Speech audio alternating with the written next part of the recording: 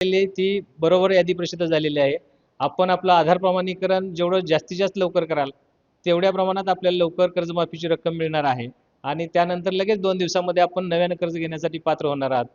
तर हेअरकट धोरणानुसार जे हेअरकट रक्कम आहे, ती 2 लाखापर्यंत माफ होते. म्हणजे प्रत्यक्षात बँकेचं देणं कर्ज त्यापेक्षा सुद्धा जास्त. सरकारने शेतकरी माफी योजना जी आहे ती जाहीर केलेली आहे. त्याच्या याद्या देखील प्रसिद्ध झालेल्या आहेत. मात्र धाराशिव जिल्ह्यामध्ये जे शेतकरी आहेत, या शेतकरी कर्जमाफीवरून मोठा गोंधळ निर्माण झालेली परिस्थिती पाहायला मिळते. शेतकऱ्यांना 2 लाखापर्यंतची कर्जमाफी आहे, मात्र अनेक शेतकऱ्यांना 2 लाखापर्यंतची कर्जमाफी होत नसल्याच्या तक्रारी ज्या आहेत ते शेतकऱ्याच्या आहेत. त्यामुळं जिल्हाभरात शेतकऱ्यामध्ये मोठा गोंधळ निर्माण झाला आहे. आपल्यासोबत जिल्हा उपनिबंधक आहेत. आपण जाणून घेणार आहोत. सर, काय नेमका हा गोंधळ आहे? शेतकऱ्यांचा संभ्रम अवस्थेत जी कर्जमाफीची यादी प्रसिद्ध झालेली आहे, प्रत्येक गावामध्ये आपण जिल्हा उपनिबंधक कार्यालयामार्फत, सहाय्यक निबंधक कार्यालयामार्फत प्रसिद्ध केलेली आहे. त्या यादीवरती जी येणेबाकी कर्ज रक्कम शेतकऱ्यांची दिसते आहे, मोस्टली कमर्शियल बँकांची, ती हेअरकट धोरणावर आरबीआयच्या हेअरकट धोरणानुसार प्रसिद्ध झालेली आहे. त्यामुळे ती रक्कम कमी दिसते आहे.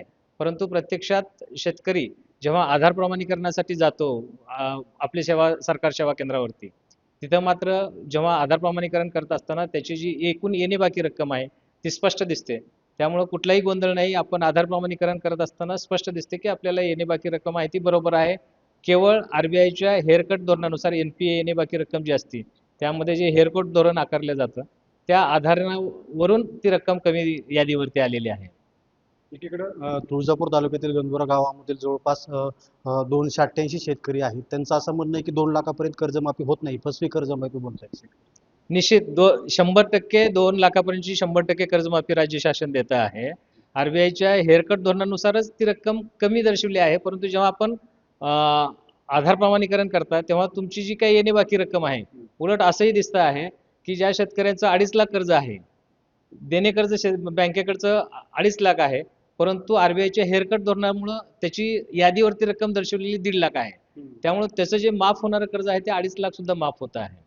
त्यामुळं 2 लाखापर्यंतचीच नाही, तर हेअरकट धोरणानुसार जे हेअरकट रक्कम आहे ती 2 लाखापर्यंत माफ होते. म्हणजे प्रत्यक्षात बँकेचं देणं कर्ज त्यापेक्षा सुद्धा जास्त असू शकतं. बँकांना तसे काही निर्देश देण्यात आलेले आहेत? बँकांना तसे स्पष्ट निर्देश काल दिलेले आहेत माननीय सहकार आयुक्त कार्यालयाकडून. ते सर्व बँकांना मिळालेले आहेत. जिल्ह्यातील शेतकऱ्यांना काय आव्हान असणार आहे? मोठा गोंधळ सुरू आहे सध्या. जिल्ह्यातील शेतकऱ्यांना हेच आवाहन करण्यात येते की जी यादी प्रसिद्ध झालेली आहे ती बरोबर यादी प्रसिद्ध झालेली आहे. आपण आपलं आधार प्रमाणीकरण जेवढं जास्तीत जास्त लवकर कराल, तेवढ्या प्रमाणात आपल्याला लवकर कर्जमाफीची रक्कम मिळणार आहे आणि त्यानंतर लगेच 2 दिवसामध्ये आपण नव्यानं कर्ज घेण्यासाठी पात्र होणार आहात. त्यामुळे आपण तात्काळ आधार प्रमाणीकरण करून घ्यावं. आपलं ॲग्रीस्टॅक नसेल तर ॲग्रीस्टॅक रजिस्ट्रेशन करून घ्यावं आणि ॲग्रीस्टॅक नंबर, आपला आधार नंबर आणि आपल्या कर्ज खात्याची बाकी आपण जर आपली सरकार सेवा केंद्रावरती जाऊन तपासली तर ती निश्चितपणे बरोबर आहे. त्यामुळे आपण तात्काळ आधार प्रमाणीकरण घ्यावं हे आवाहन करण्यात येत आहे. नक्की आपण जर पाहिलं तर मोठा एकीकडे गोंधळ निर्माण झालेला आहे. मात्र यामध्ये शेतकऱ्यांची 2 लाखापर्यंत कर्जमाफी निश्चित होणार आहे. शेतकऱ्यांनी देखील आधार प्रमाणीकरण करावे असं आवाहन देखील जिल्हा उपनिबंधक यांनी केलेलं पाहायला मिळत आहे.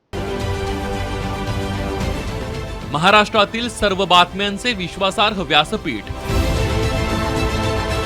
सकाळच्या सर्व सोशल मीडिया प्लॅटफॉर्मला लाईक, फॉलो आणि सबस्क्राईब करा.